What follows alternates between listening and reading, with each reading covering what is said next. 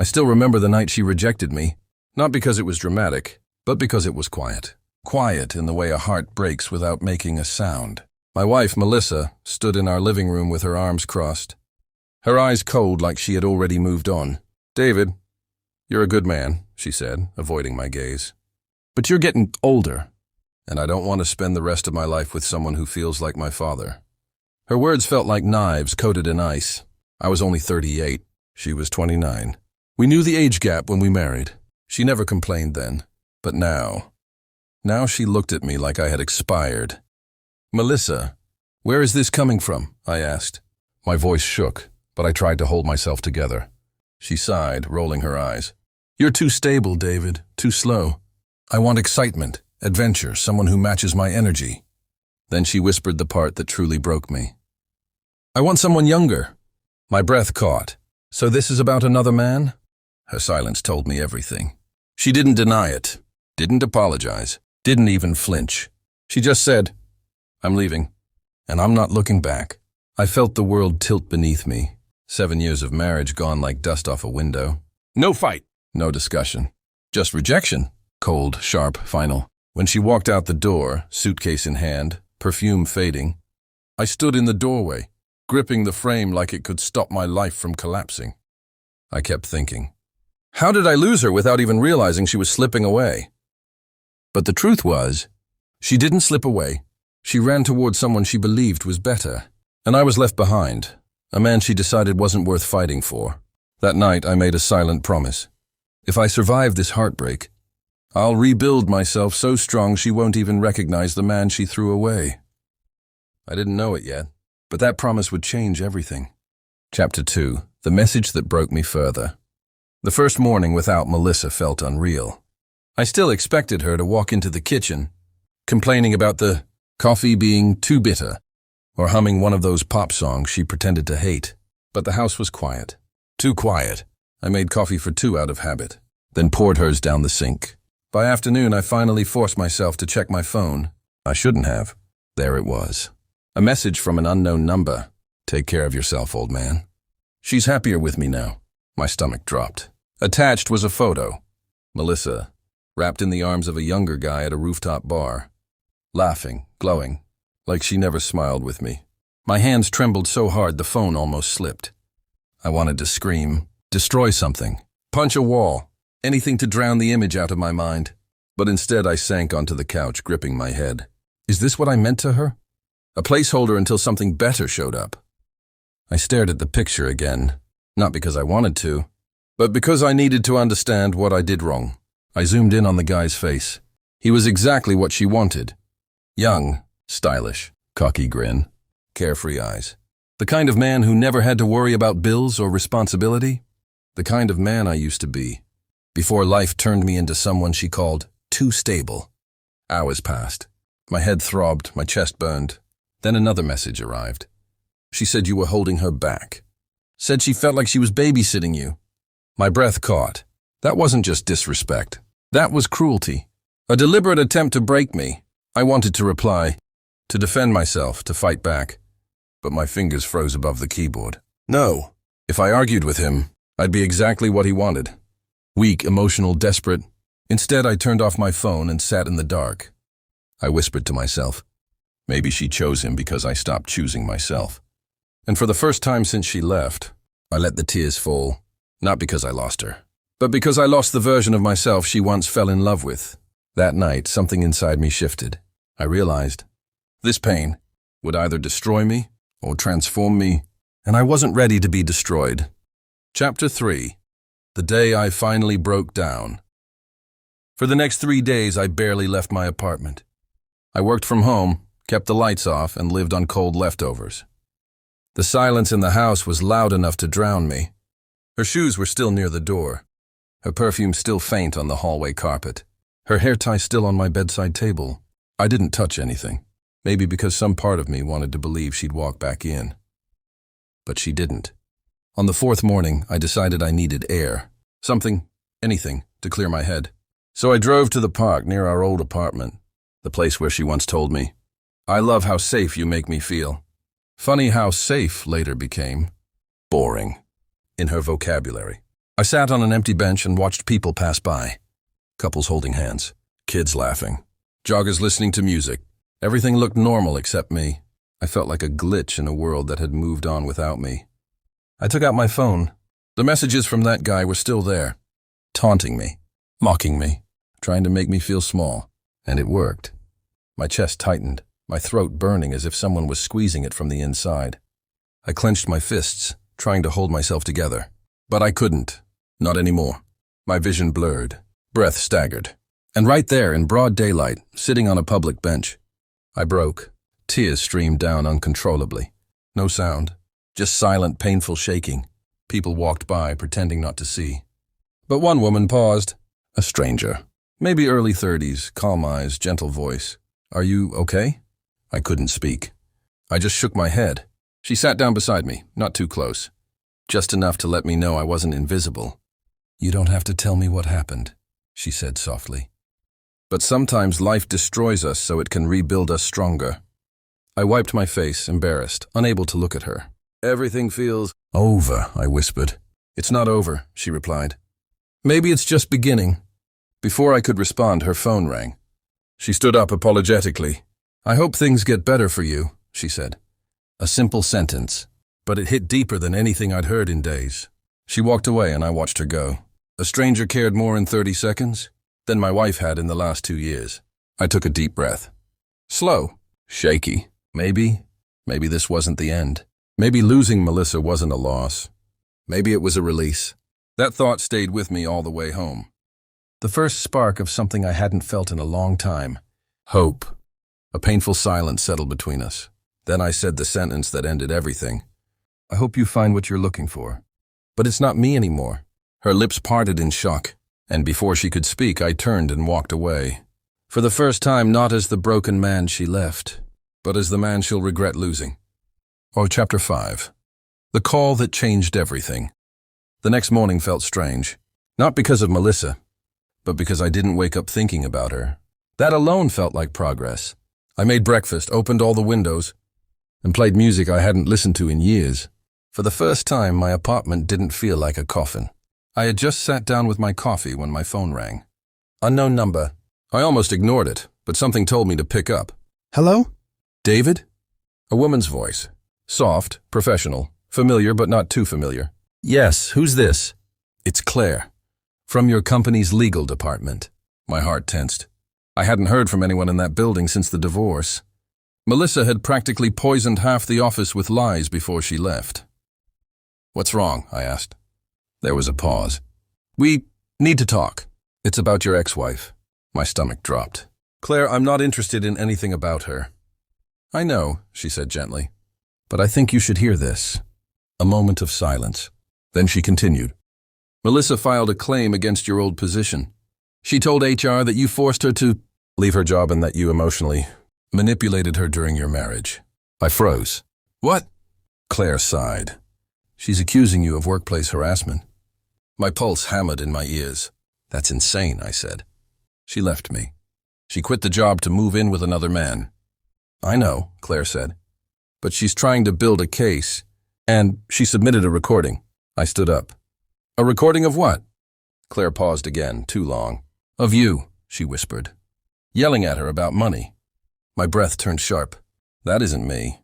I never yelled at her about money." Claire exhaled shakily. "I believe you." But she edited the audio. "David." She cut pieces together, just enough to make it sound real. My mind spun. Melissa wasn't just trying to ruin my life emotionally. She wanted to destroy my career. "What happens now?" I asked quietly. "We're reviewing everything," Claire said. "But the board is nervous." "And the man Melissa left you for?" "He has contacts. They're backing her claim." Of course they were. Of course he was. The walls felt like they were closing in. "David," Claire said softly, "I shouldn't say this, but someone inside the company is sabotaging you. And Melissa knows exactly who." I rubbed my face, trying to hold myself together. Claire continued, "Can you come to the office tomorrow?" "I'll go over everything with you, privately." I forced myself to breathe. "Yeah, I'll be there." When the call ended, I sat in silence, letting the anger settle into a cold, steady burn. Melissa wasn't done with me. She hadn't just walked away. She wanted me gone forever. Fine. If she wanted a war, she was finally going to see the man she underestimated. Not broken, not desperate, but awake. Chapter 6. The Woman Who Still Believed in Me. I didn't sleep that night.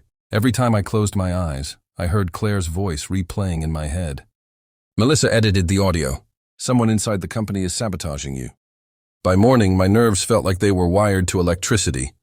I showered, dressed in a clean shirt, the same one Melissa once called boring, and drove to the office I hadn't stepped into since the divorce. As I walked through the lobby, people glanced at me the same way they did when Melissa left. Pity, curiosity, judgment. I kept my head high.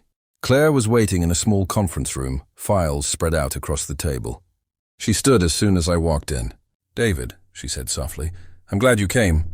Show me everything." She nodded and sat down. Across the table, she pushed a folder toward me. Inside were transcripts, emails, and a printed report titled, "Harassment Claim, filed by Melissa Carter." My chest tightened. She wasn't just attacking me personally, I murmured. "She's targeting your livelihood," Claire said. "And she's not doing it alone." She leaned closer. "We found out who helped her edit the audio." "Who?" I whispered. Claire's jaw hardened. "Eric, my former colleague, my former friend, the same man who suddenly became close with Melissa right before she left me." I clenched my fists, the betrayal burning deeper than any knife. "He sent Melissa internal documents," Claire told me. "He gave her access to recordings from team meetings. Then she cut them together to make you sound aggressive." My pulse thudded. I wasn't angry. I was furious. Claire noticed and reached across the table, placing a hand on mine, steady, warm, grounding. "David," she said gently, "we're going to fight this. But you need to understand, she's aiming for a settlement. If she wins, the company may pay her millions, and your name will be destroyed." I looked up at her. For the first time in months, someone wasn't looking at me like I was a failure. Claire looked at me like I was worth fighting for. "Why are you helping me this much?" I asked quietly. She smiled faintly. "Because I know the truth. I worked with you for years. You're a good man, David, and I hate seeing someone like her step on someone like you." My throat tightened. "Thank you," I whispered. She shook her head. "You don't have to thank me, but you do need to prepare." "For what?" She took a breath. "For Melissa. She requested a face-to-face negotiation hearing. She wants you in the room." My heart dropped. "Why?" Claire looked directly into my eyes. "Because she thinks she still controls you." I exhaled slowly. "I'll be there," I said. But not as the man she remembers. Claire's lips curled into something that almost looked like pride. "Good, because she's going to see a very different David." For the first time, I almost felt ready. Almost. But somewhere inside me, I knew Melissa wasn't doing this out of anger. She was doing it out of desperation, and desperate people destroy everything in their way. Chapter 7. The Negotiation That Was Never About Money. The day of the negotiation hearing arrived faster than I expected. Claire walked beside me through the long hallway of the arbitration building, her heels tapping sharply, my heartbeat tapping even louder. She handed me a final folder. "You don't have to speak unless necessary," she said. "I'll handle everything. Just stay calm." "I'm calm," I lied. She smiled. "Try not to punch anyone." We stopped outside the door. Through the frosted glass, I could see silhouettes, lawyers, officials. And one silhouette I recognized immediately. Melissa. Even her shadow annoyed me. Claire gently touched my arm. "Ready?" I nodded, though I wasn't sure. The door opened. Inside, Melissa sat with her expensive lawyer, and a cold expression she used to reserve only for waiters who brought her the wrong drink. The moment she saw me, she smirked. Not a smile. A victory smirk. Like she already won. "David," she purred. "You look tired. I guess some people don't handle divorce well." Claire leaned in and whispered, "Don't react." I forced a small, polite nod. "Melissa." Her lawyer slid a document forward. "Ms. Carter requests a compensation of $2.4 million, citing emotional distress, professional sabotage, and marital damages." I blinked. "2.4 what?" Claire placed a hand on my arm under the table, grounding me. Melissa leaned back, crossing her legs like she was posing for an ad. "You owe me, David, after everything I endured." "Endured?" I whispered. She lifted her chin. "You were slow. You never earned enough. You had no ambition. I wasted years waiting for you to grow up. I'm simply taking what I deserve. It felt like someone stabbed me in the lungs. Claire straightened, her voice cold and legal. Ms. Carter, we have evidence your claim is based on manipulated audio, malicious intent, and coordinated sabotage with an internal employee. Melissa tensed but forced a laugh. What evidence? Claire calmly opened a folder. Inside were screenshots, emails, voice logs, chat exports. Melissa's face started to lose color.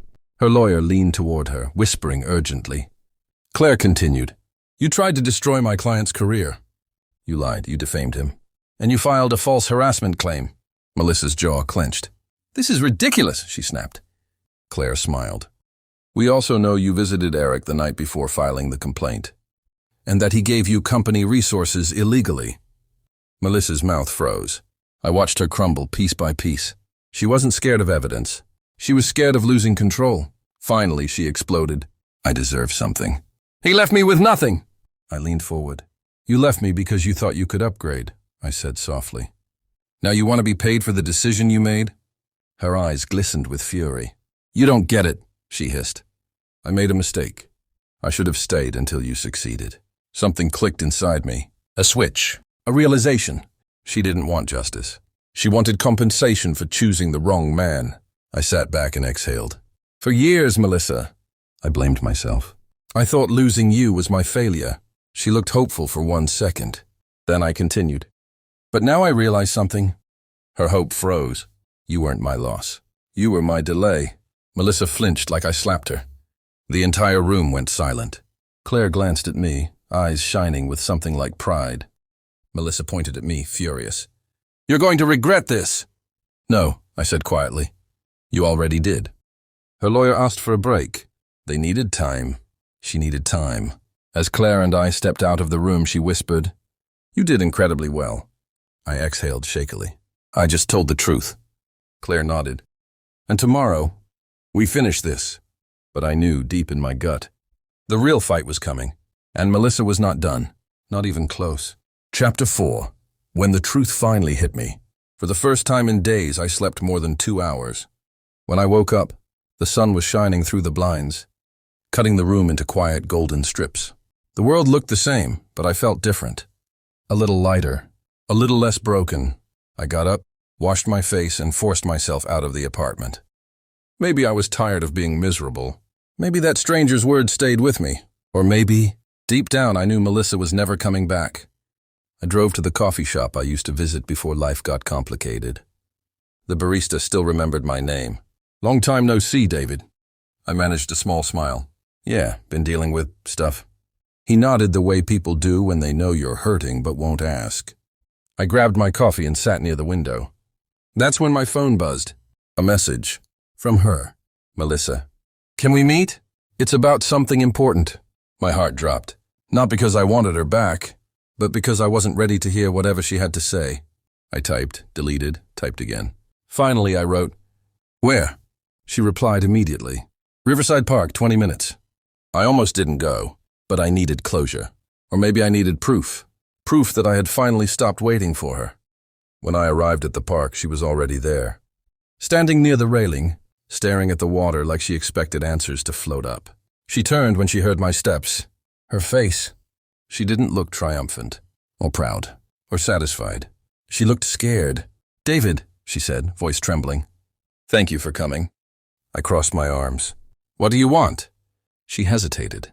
For the first time, maybe in years, she struggled to find words. I made a mistake. Her voice cracked.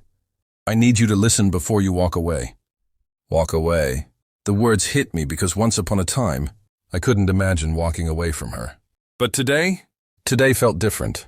I'm listening, I said, but my tone was colder than I expected. She swallowed hard. The guy I left you for, he wasn't who I thought. He used me, lied to me. And when I needed him, she took a shaky breath. He threw me out. I stared at her, expression unreadable. She kept talking, desperate now. I didn't leave because I didn't love you. I left because he convinced me you weren't enough, that you would never become anything bigger. Tears welled up, and I believed him. The old me would have felt destroyed hearing that. But the new me? I felt nothing, just empty. David, she whispered. I thought he would give me a better life. But he ruined everything. I let out a slow breath. Melissa, I said quietly, you didn't leave me for a better life. She looked up, confused. You left because you wanted shortcuts. Because you thought love wasn't worth the work. Her tears finally spilled. You're different now, she sobbed. You're colder. I nodded. I had to be. If you want to continue, part 2, tell us and comment.